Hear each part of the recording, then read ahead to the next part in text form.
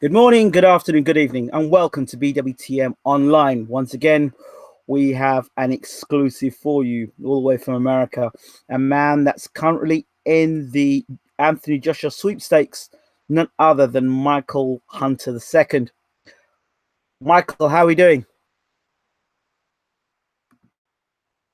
Hello, Michael. Are you there? Are you with us, Michael? Yeah, I say thank you. I say, yeah, I'm glad to be on the show. Thank you so much, Michael. Look, first and foremost, thank you for doing the interview. Your name came on our radar a long while ago with Uncle Bashir, Uncle James Ali Bashir. He said he worked with you and said that you're a force to be reckoned with, very dangerous boxer. Tell us a little bit more about that. Oh yeah, man. Me and Bashir's been knowing me for quite some time. Actually, right around the same time as me and Big Baby, we all used to be in the Vladimir Klitschko camp, and me and Baby Miller were some young, aspiring heavyweights.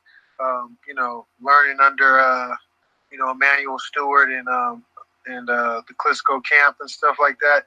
So Bashir knows the work and the work ethic and how hard and how clever and all the skills and assets that I come equipped with. So the people who really know me, I think know that I'm a real fight. I'm a real dog in this fight. Well, I was with Uncle Bashir up to last week, Tuesday, as he was preparing with Vlad Serenko. I've known Bashir since 2013. He's like an uncle to me. So all the interviews he does with us, and he keeps me in the loop of all the fighters. And when he spoke about you, I like to always go against Uncle Bashir just to be proven wrong. And the first time you really came on the radar for me is you fought Alexander Usyk. At that time, I believe Bashir had just finished training Usyk and was releasing his services, and you fought Usyk. So that was the first time I really knew of you. I knew you were doing some stuff at cruiserweight, but this fight here, I knew you were fluctuating between cruiserweight and heavyweight, but the Usyk fight was the first fight I saw you. And even that fight, you showed a lot of skills and a lot of talent back then. Talk to me about that fight. It's part of my growth in my career. Everybody has their own little paths, and I'm still learning as far as the business and the boxing. So many different avenues to this sport. It's more of a business than actually a competitive.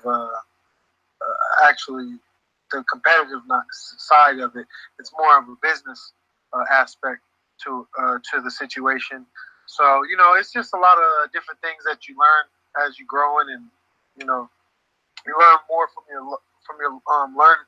your losses than you do your wins. So it was still a great experience and nothing I would take back.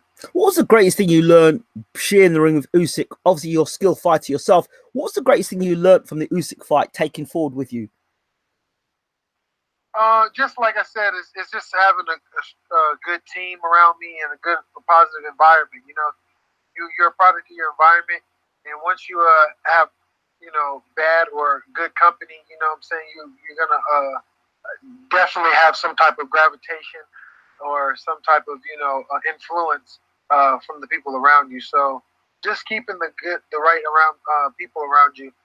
And having the right business. But as far as the skills and stuff, there was a few different technical skills that I was able to pick up and learn from being in the ring with Usyk. He's a great fighter and undisputed cruiserweight. So there was definitely some things that I learned as far as techniques and styles and methods on how to approach different fights. Just from us, having those 12 rounds with each other. So it was a good experience. Working with Uncle Bashir, who celebrates 50 years in boxing this year, what sort of a trainer is he? You've worked with him up close and personal. What's he like? Oh man, he's a very personal guy. He has the most craziest stories. I mean, about everything too. Not just about boxing, but just in life in general. But he has tons of boxing stories. This dude can talk to you about the stuff that he's seen, and you wouldn't believe it. Some of the stuff that he's saying, and these are the stuff that you might even heard of, or you might heard of the people. Yes, what I'm saying? Yes.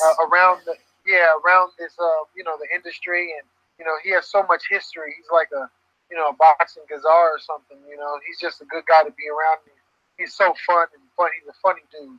He's like the most funniest guy in it. His stories are awesome. What's he like technically as a trainer? Oh man, he's very technical. He was, him and Manuel worked very, very close for quite some time, and Vladimir, just to have that experience and being there. I mean, he's been there for quite some time, so that's a lot of experience and a lot of learning to do to gather up. So he has a lot of knowledge.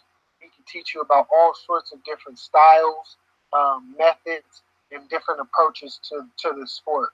He's a good dude too. So why do you think he doesn't get the accolades that he deserves, as opposed to some of these trainers who haven't achieved half as much as Bashir has achieved? Well, I think he's a real guy, man. He's not really too far up into the business. He has his own business. I mean, he does his business stuff, but this sport is more business than anything else. It's not really, has very little to do with the best boxers or the best trainers anymore. You know what I'm saying? So I think those guys are still in the industry. They just don't get the shine that they deserve. So man, Bashir is definitely one of those guys that he trains the people he probably he likes, and he gets along with. He's an older guy. He's not really for all that drama and stuff. He likes to have a fun, good, positive people around him. So I'm pretty sure he's always going to have a small little camp with them. Fantastic. Now, going back to you and your career, we talked a bit about, obviously I'm going to ask the questions about the Klitschko sparring. You said that you handled yourself very well and you held your own against Klitschko. What do you remember those sparring sessions? Like I said, I just got a lot of experience. I remember me sparring, and I was the youngest one at the time. I was probably one of the only amateurs that had came in there, and I was still an amateur at that time, sparring with Vladimir and Vitaly, and being able to just see how they express themselves. But I was able to hold my own and continue to learn and grow. Eventually, you just don't get to go back to camp once you grow too much. So yeah. You don't want your services no more. Yeah. Now, but that's just that's a compliment, though. Yes, it was a big compliment, and I also think he, it's just a part of growth and young lion, old lion type of stuff. And I totally understood the whole situation. So, like I said, I had my time basically had expired there, and but I have no bad feelings or anything towards Vladimir or Vitaly. They of course had nothing but the utmost respect for me, and they were a pleasure to be around every second. Now, on our show, I said last week, once we heard about Jarrell Miller situation, I said, who would be the perfect fit for this fight June 1st? Michael Hunter. He's had come off 2 good wins at heavyweight. He is an American. He's got an exciting, interesting style, and he'd be a good fight for Joshua. And of course, they'd look at him, he's a little smaller as a heavyweight as well, so they might think Joshua might be to bull him over and knock him over earlier. They might look at it that way. And myself and my Uncle Bashir was sitting back and listening to the comments people were saying. One guy said, Joshua walked straight through Hunter. And then Bashir turned around and said, whoa. Nobody walks through Michael Hunter. I said, I repeat, nobody walks through Michael Hunter. And then I went on and we were talking today, again, conversationally. I said, what do you think about this Hunter fight? He goes, let me tell you something. Michael Hunter, you see my fighters and Michael Hunter? When Michael Hunter goes one way, me and my fighters are going the opposite direction. That's one guy in the heavyweight division I want no business of. I'm telling you up straight now. Michael Hunter goes one direction, we're going the other direction. If Michael Hunter's going east, we're going north and south and west. We ain't going nowhere near where Michael Hunter is. That's one guy in the division we don't want nothing to do. The guy is an absolute nightmare in terms of his style, his skills. And he said he called you boxing. He's the B, the O, the X, the I, the N, the G of boxing. That's what he called you. And I was like, damn. I said, this brother I need to know more of, because if Uncle's talking about him like that, and he doesn't even want to engage with his fighters with Michael Hunter, I need to know more about this brother. So that's why I'm so wanting to get the call with you. Yeah, well, I appreciate that. Like I said, he's seen me in camp, and he's seen me work. He's seen me spar plenty of different guys. I've been with him on different occasions. He knows my grit. He knows my boxing background, and the people who really know that this is a live fight. I don't think the people that the fans should actually go off of who I beat in the last two fights, but they should see how I beat them. Mm-hmm. Like Emmanuel Chard or Pulev didn't beat Ustinov like I did, and I only got a 11-day notice, 7 days to prepare. So and then even for the Bacoli fight, I only had 3 weeks to train. I only sparred twice. Well, I want to talk about that fight. We're going to talk about both of them fights. We're going to talk about both of them fights. And these are their prospects. I came into their home under their conditions, under their rules. You know what I'm saying? I'm not from England, and that was my first professional fight there. So for me to go do what I did in the fashion that I did it at, in such a short notice, when all the odds was stacked against me, there's no other heavyweight that you could say that's doing that right now. Well, let's go back to the Bacoli fight. I'll tell you how this came about with myself. I was talking to Billy Nelson, a trainer of Martin Bacoli, and they were talking about how Joshua hit with his best shots, didn't move anywhere. He was giving Joshua back and forth. He was going to give every heavyweight in the world trouble. And I was like telling Uncle Bashir, listen, this Bacoli, he's going to give Hunter a problem. He's going to beat Hunter. And Uncle Bashir turned to me and said, listen to me, son. He better be ready for Hunter. I'm telling you, he better be ready for Hunter. I said, nah. I said, nah. I said, Bacoli, he'll deal with Hunter. He'll deal with Hunter. You know how it goes. He'll deal with Hunter. And then, well, of course, like how you can see the script falling apart from the start and it's not changing. And right. I'm like, wait, hold a second. This ain't right. And I'm hearing Uncle Bashir's voice in the background ringing. Bacoli better be ready. Bacoli better be ready. Next thing I'm seeing you I see you stopping Bacoli. I thought, oh shit. So I had to go back and talk to Uncle and apologize to say, you got it right again, Uncle. You got it right again. So, I'm still learning. Yeah. And like I said, and to be honest, there was a few things that, I definitely will be improved if I get the Joshua fight. One, I would have an extra 3 weeks to prepare. So that's one. Everybody else is still talking. All these heavyweights are still talking short notice. Oh, they can't get ready, blah, blah, blah, blah, blah. And I only had 3 weeks for the Bacoli fight. And not only on top of that the game plan that I had for him, I jumped on him early. I threw about 300 punches in the first 3 rounds. I jumped on him early, thinking that I was going to stop him early. I kind of underestimated Bacoli myself. So I think that was also why I had so much difficulty in the first place. I think if I would have not underestimated him and worked accordingly, I think I would have got him out of there faster. Okay. Now I hear now that Bacoli, they're talking about a rematch, and if they had a rematch, he wasn't mentally ready for the first fight, but a rematch would be different. Your thoughts on that? I would stop him earlier now. I feel like because I have the experience, you know what I'm saying? He doesn't have the experience over me. I got hundreds of fights. So he not going to get better. I'm only going to get better. I'm going to be the one improved and make the adjustments. Even in the fight, we could tell who made the adjustments when they needed to be made. You know, and it would be a repeat of the same situation. Yeah, that doesn't bode well for Bacoli, does it? The other thing I want to talk about is one of Bashir's fighters, Vlad Tsarenko, who I spoke to Vlad again about you and said that you are a very incredibly tricky, awkward customer to spar with.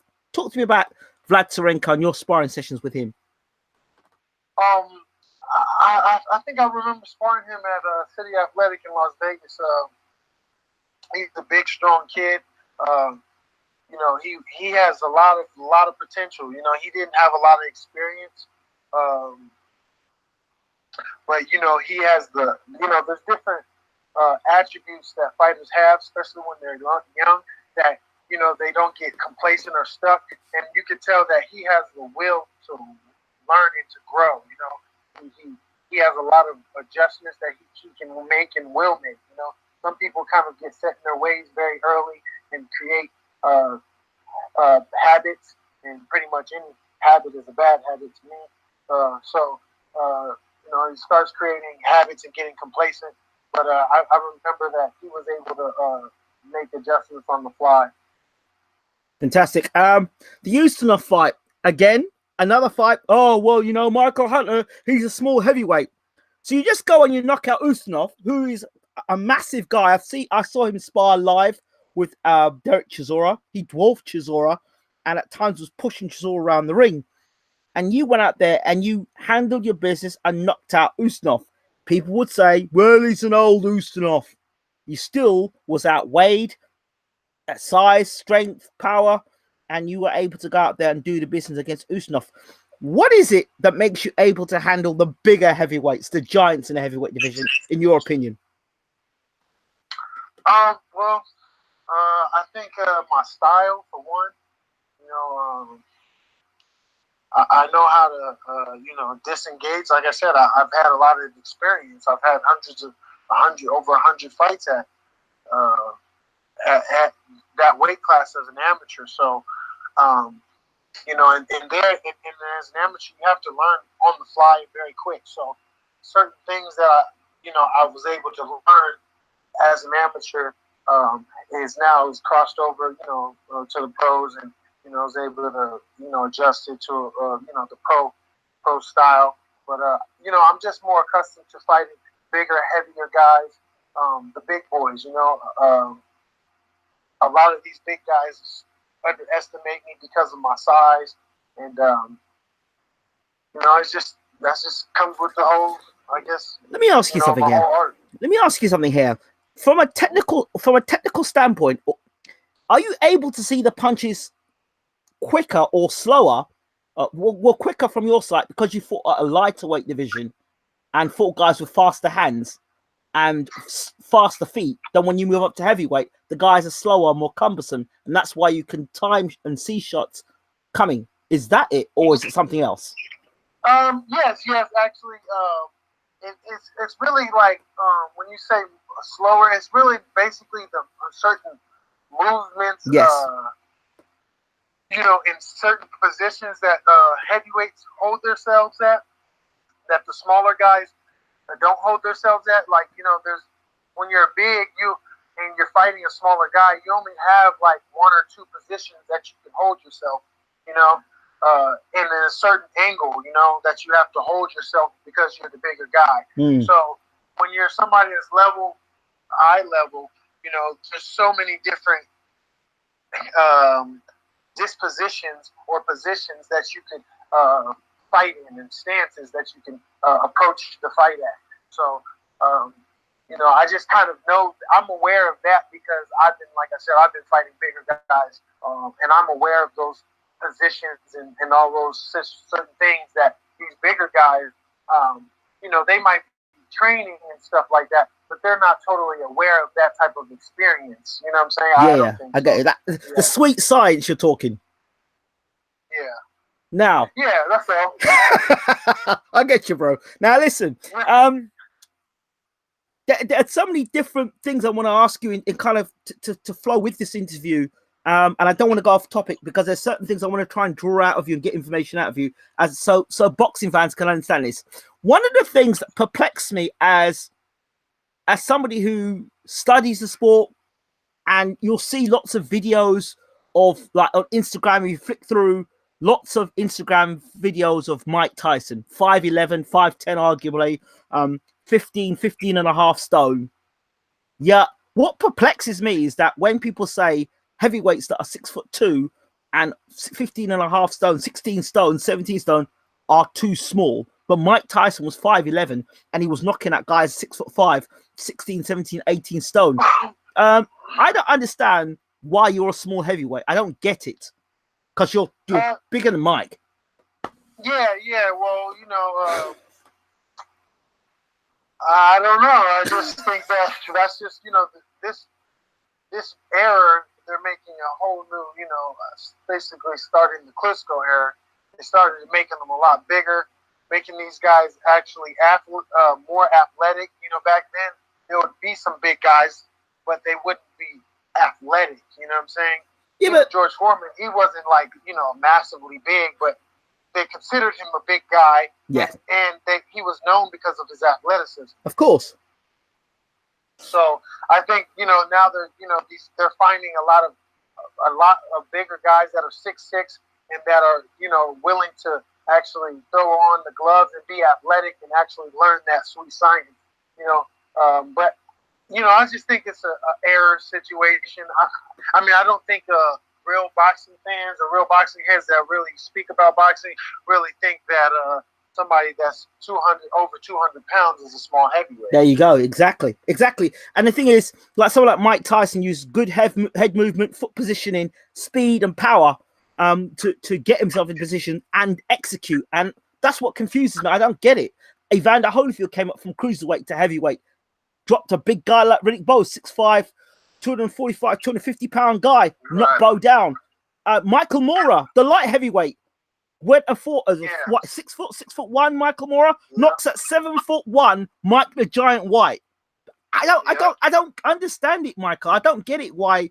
And these are guys that are in the sport of boxing that should know better, but I don't know if they're doing it because they're getting paid to be dumb, or misinformed fans, or they don't seem to want to talk about and give people credit. They want to give people credit after they win and not say, look, this guy's talented because he's got this. We need to watch this guy because he's dangerous. But instead they'll say after the event. Yeah, I definitely think it's kind of a little problem when it comes to boxing because, our greats, they could come in the gym and you wouldn't even... somebody have to tell you, the older guy have to tell you, like, yeah, you know who that is? When if it was basketball or football or something, if they walk in there, amen, they're gonna get a certain type of respect. You know what I'm saying? A certain type of greeting.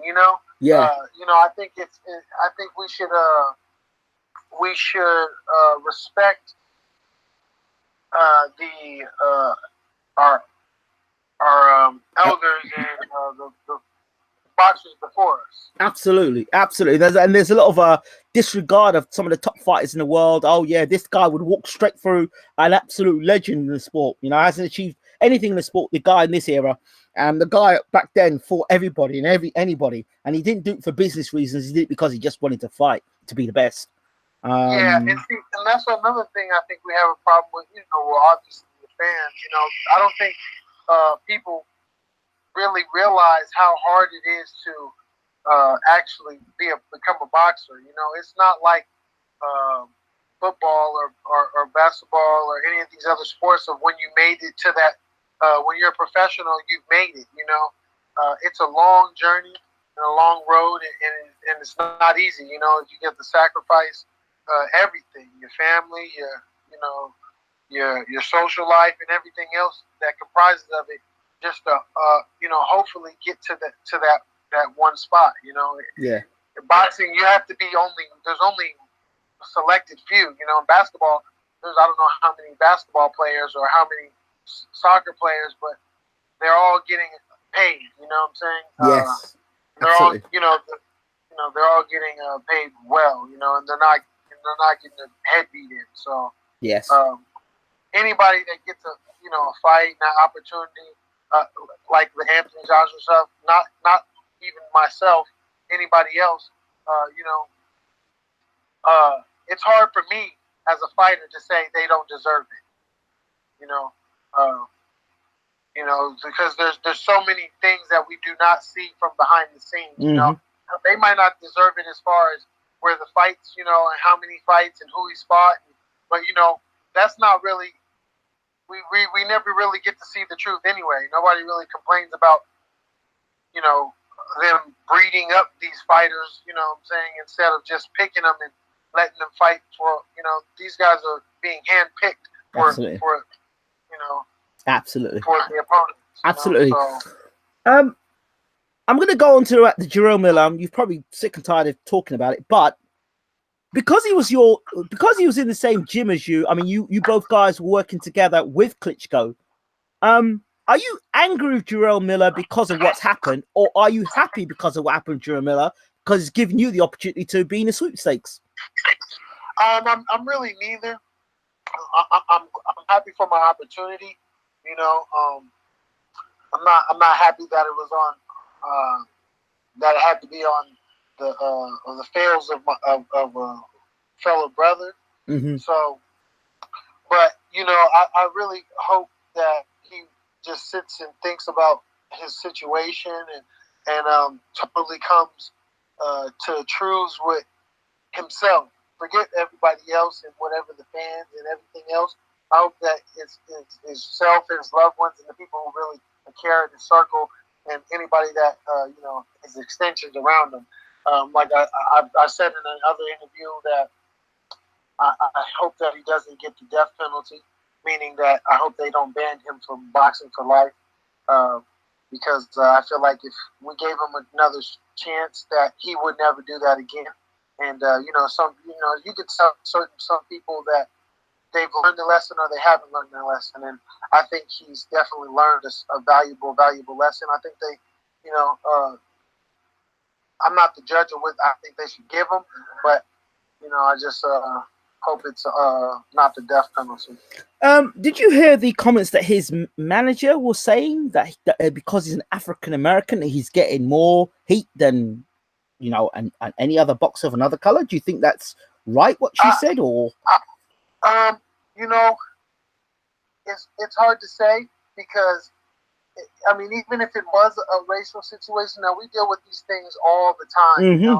Yeah, it's almost not even a reason to even bring it up. But when you have done the most, been busted for the most drugs, and and then it's been this type of situation. Yep. In this extent, it's going to be that's a hard fight to fight. It is. It comes with the territory. He knew he was black before he before he took the drug. So that's how I see it. Well, I'm thinking to myself, well, okay, you being black is one thing, but you haven't done yourself any favors putting yourself in the position in the first place. You didn't have to be black or white or Asian. The fact that you got caught, you got caught. I mean, yes. Do you know what I mean? And even if that was the case, that you thought, well, okay, I'm going to get heat because I'm a black man, then don't do it. Don't get caught. Don't do it. Be clean. You know what I mean? Or yes, or be able to accept the consequences. Yeah. Know that know the range that this is the worst. This is maybe the least worst thing that can happen. The worst thing that can happen to me. So, and if you can accept all of that and the good, you're winning. To me, I just think that inflames the situation, makes it even worse. Because there are people from the community thinking, wait, hold on. You got busted not once, not busted twice. You got busted 3 times, and then you're trying to throw the race card in as well? Man, you got some audacity. Yeah, you can't. That's not. That's not a good look. It's not a good look. You gotta pull a different card out. Can't use that one yet. Well, he could say, well, because I'm fat. This has happened because I'm fat. He could have said that at least. But the race card, come on, bro. I'm like, come on. But anyway, Yeah. so let's get to the point now. You know, Anthony Joshua, the sweepstakes. There's talk about potentially Andy Ruiz being top of the queue now, and you've been lodged as number 2 in the queue now. What are your thoughts about that, Andy Ruiz, and how would that fight mark out as opposed to yourself fighting Anthony Joshua? Oh, he's gone. Oh, he's gone. Michael's just disappeared. I think we'll get him back in a second. Hold on. It must be something about Anthony Joshua. He disconnected when we started talking about Michael Anthony Joshua. Michael, you there? Yeah. Yeah, you disconnected when we started talking about Anthony Joshua and Andy Ruiz. Was that a bad question? Yeah. No. No, sorry about that. That's all right. That's cool. So let's talk first. And if the sweepstakes, let's talk Andy Ruiz first. How would an Andy Ruiz fight pan out with Anthony Joshua, in your opinion? I mean, I think the fans would rather see me. And, of course. Well, we're going to come to you. Yeah. So, but you know, like I said, I'm really not the judge of these things. You know, I mean, I think it would be unfortunate for boxing's sake, but this would be something that wouldn't surprise me. You know, they do this all around, and I don't think they should, you know, try to. What do you call it? Be mad at Matchroom or DAZN for this because, you know, they're following the status quo or the you know, the norm of how this business is being ran. So you can't really be mad at them for doing what is right in that sense. But you know, I think as a fan and have a fan-friendly fight, I think the best fight for out there is me versus Anthony. Absolutely. I think Ruiz might get stopped early. I don't know if or it would just be not an exciting, explosive fight. You know? Luis Ortiz also was in the sweepstakes, and according to his team, they've said that they've been lowballed and not been offered the money that they deserve. Your thoughts? I think you know, they're in a little pickle, and you know, as far as you know, making this show happen, and I think they're gonna go for, you know, the bottom, whatever is just due, and I think that, you know, that's how they're approaching every fighter. I don't think it was personal to Ortiz. They you know, they kind of did the same thing to me as far as, you know, just trying to, you know, they didn't really give me any contracts, but you know, they threw some numbers out there and just to see, you know, how things will go. I guess I don't know, but you know, like we said, we don't really know who's in it to win it and who they're really negotiating. But yeah, I think it would just be. I think he's telling the truth when it comes to that. Okay, so what I mean, I know you've got to fight. You're a prize fighter, and I understand the business in the sense that you're a prize fighter. You want to get paid what you're worth. But are you one of these fighters that are prepared to back yourself to the point where you're that confident that you're going to put a whooping on the guy anyway, that you'll kind of say, you know what, I'll take a loss here. Can I whoop this guy anyway? And I'll take the fight and then charge more in my rematch. Is that the way you would do that? Or would you, or you one of these guys who want to get paid regardless? Well, if you know anything a little bit about my background, you know, I didn't fight a year prior to the Usyk fight, and I called for that fight. They didn't call, you know, because of that exact same reason. And as far as me in the Bacoli fight and the Ustinov fight and the short notice, I think you can tell in my nature that I'm a fighter at heart.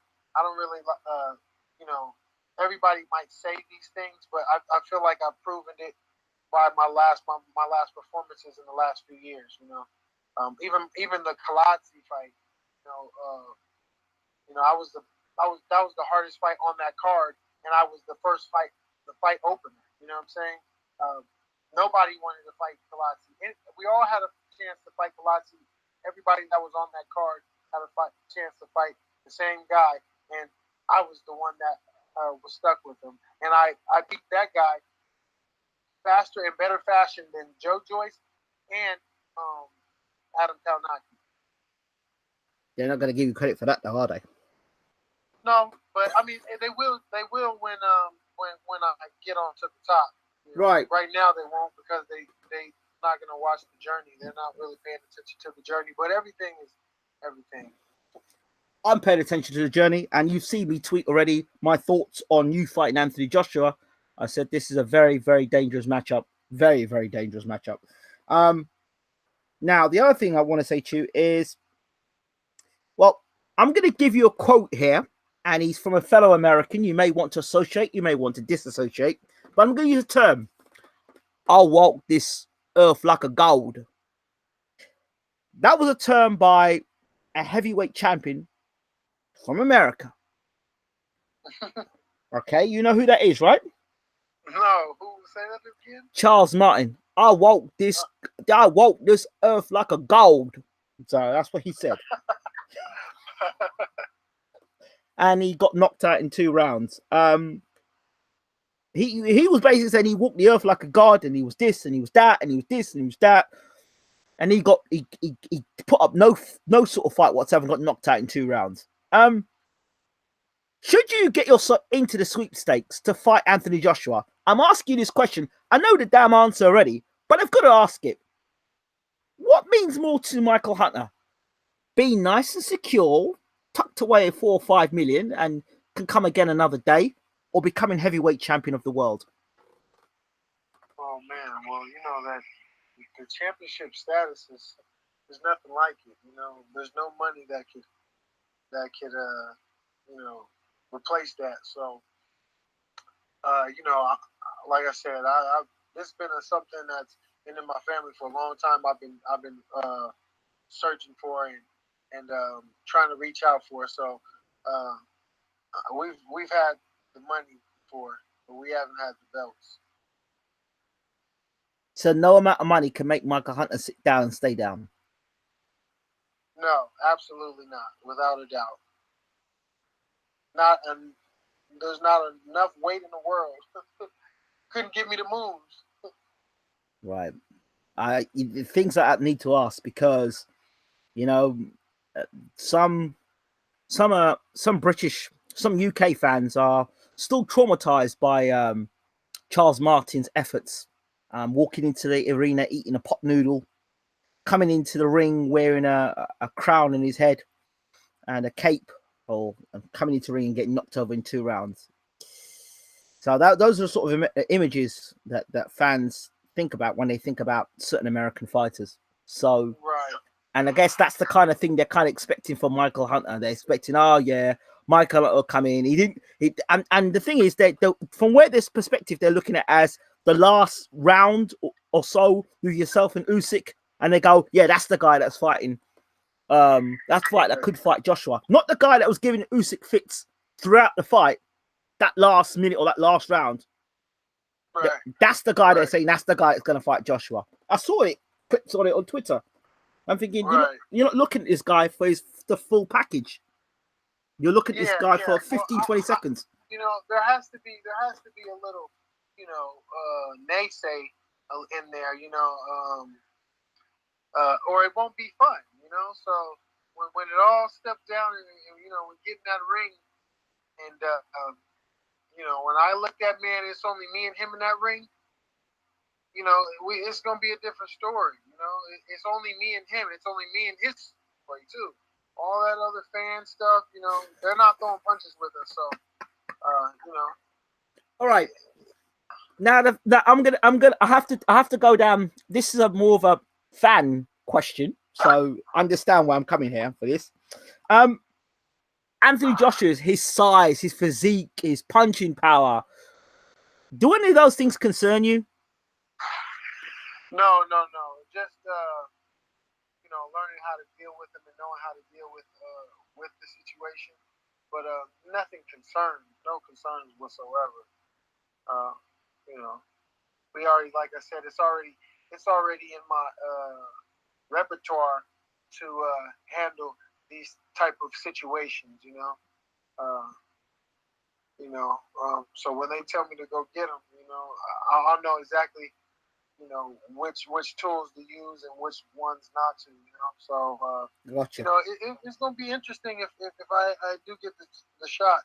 I guarantee that it'll be very interesting. How much do you take into your psyche that your trainer Hasim Rahman calls the upset of the era of knocking out Lennox Lewis, the then considered heavyweight champion of the world? Hasim went to South Africa and he knocked out Lennox Lewis, became heavyweight champion of the world. Does that bode anything for you? Do you see that as a sort of legacy thing for yourself in the future? Well, yes, it's a great story for boxing and as a whole, definitely if I was to get this shot, because, it would be meaning that I could bring him back another world title. He could be have another world title under his belt, 3-time world champion,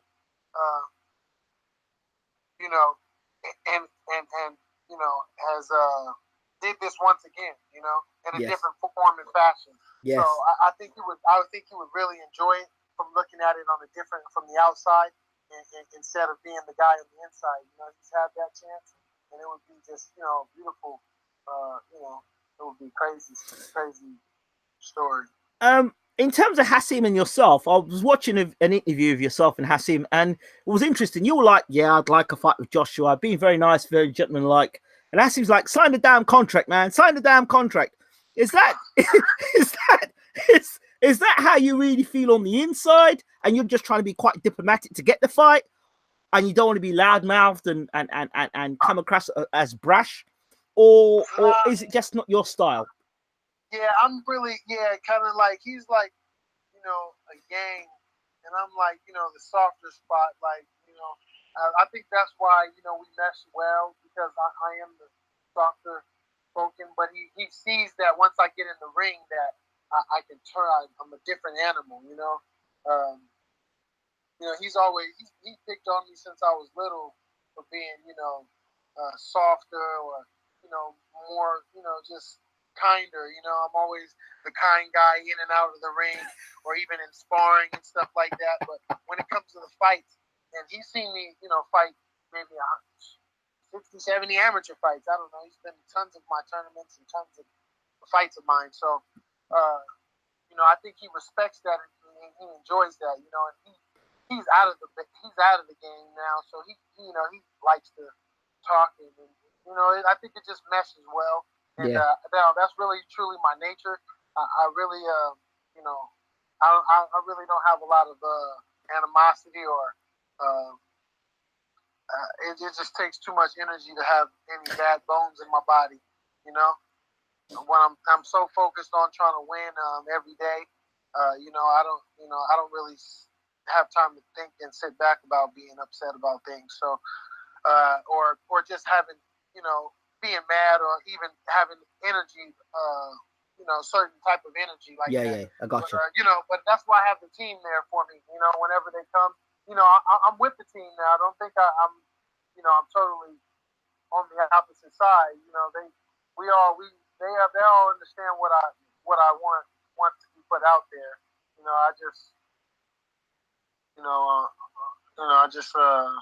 I hate to say I'm the good guy, but you are. It is what it is. Yeah, I just like to keep it cool and have fun. I don't have no drama. I have so many other avenues and so many things in my life that I'm trying to get over and across. That we just like to have fun. Have you? Did you ever have that moment with Hasim Rahman? That moment where eras crossed, where you actually sparred with Rahman? Oh man, I used to spar with him all the time. Man. Yeah. When he was, coming out of, retirement. I mean, on his last days and stuff like that. And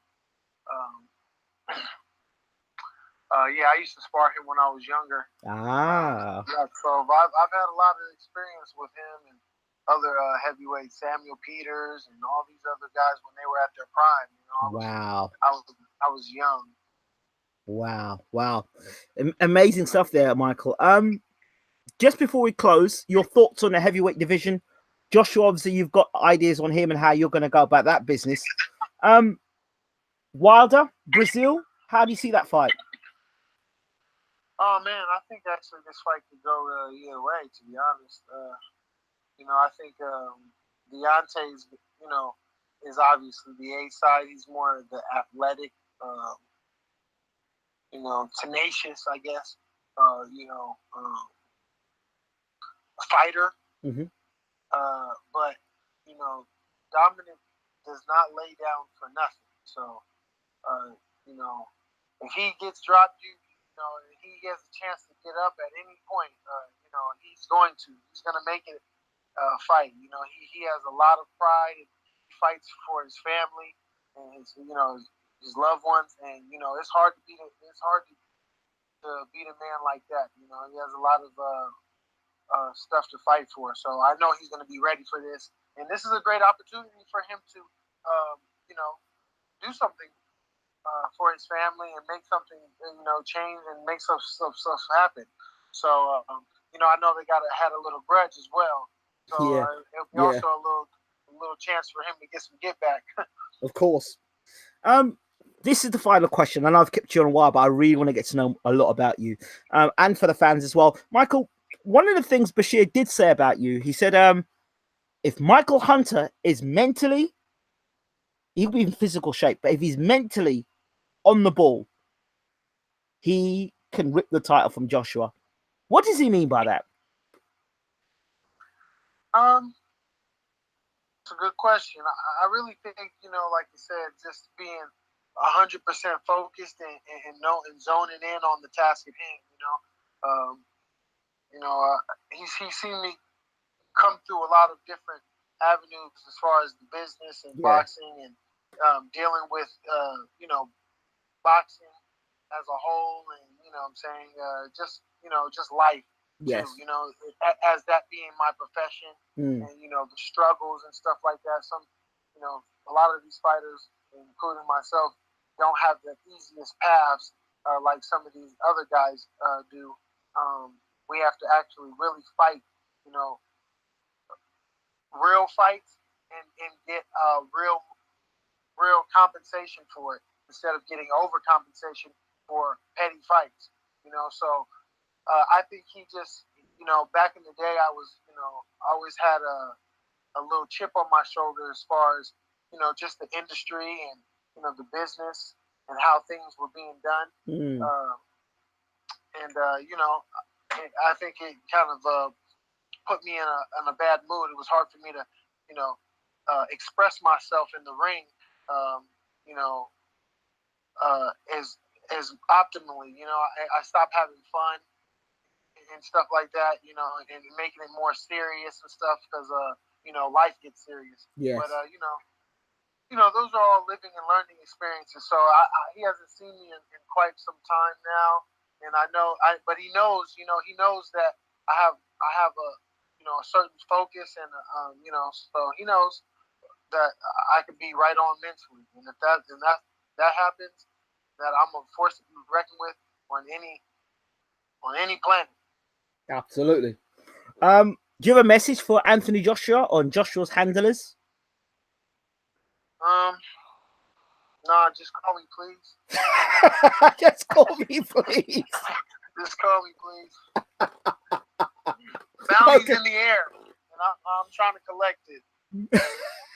I just want to dance. Okay, all right, fair enough. Just call me. So we'll tag the video. Just call me. All right, Michael Hunter. Before you go, for people to follow you, how do people follow you, Michael? Michael Bounty Hunter on Instagram. Yep. Twitter, it is Michael Hunter 2. Okay. Facebook? Do you have a Facebook? Are you on Facebook? No, I don't have Facebook. Just Twitter and Instagram. Okay. Michael Hunter II, thank you so much for being on BWTM Online, and please keep us updated as to your movements and whether you get that shot. Will do. Hey, thank you for having me. It was really joyful to be on your show, and I can't wait to do another one. Sounds great. Michael, brother, take care. Thank you. Take care. Thank you. So there you have it. BWTM are doing it again. We've just got you Michael Hunter. So we just wait to see. Of course, Andrew Ruiz is part of the round for round team. So if I can get a hold of Andrew Ruiz, I'll certainly try and have a word with him and find out what's going on. But Michael Hunter, there you are. If you had any doubts about Michael Hunter's ambitions to become heavyweight champion of the world, you heard it there. No amount of money in the world is going to make him take a dive. He wants to become heavyweight champion of the world. And I'm telling you now, this man is a serious threat to the heavyweight division. That's it from us at BWTM. As always, don't forget to rate, subscribe, leave your comments. As always, share the video and follow us on Instagram, BWTMOnline, Facebook, BWTMOnline, and check us out, www.bwtmonline. That's us. Thank you for watching. As always, for your support. Take care.